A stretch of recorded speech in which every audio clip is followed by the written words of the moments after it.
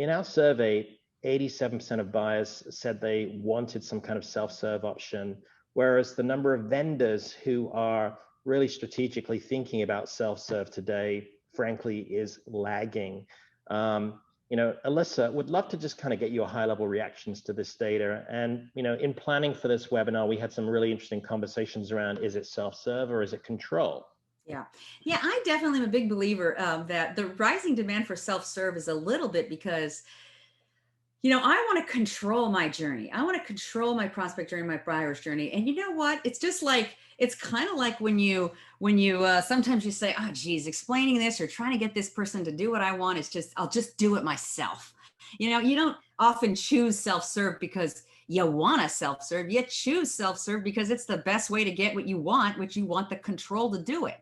So I think this is a real opportunity for companies to think about self-serve as a way of enabling control.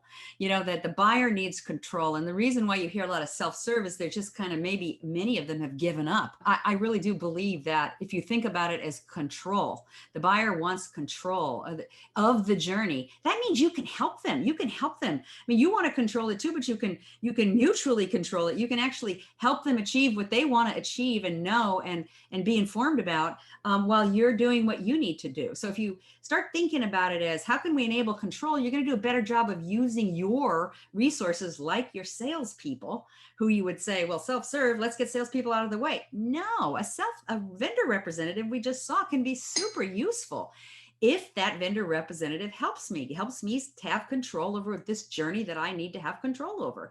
So I'm a big believer in self-serve, but I like the patina of how are you enabling them to have the control they need? Because now you can use all your resources to enable that control. I'm not saying abdicate your responsibility or your control of it. I'm just saying people want to have control, help them have control of the journey, because I bet you money that it might enable you to have higher sales that close faster.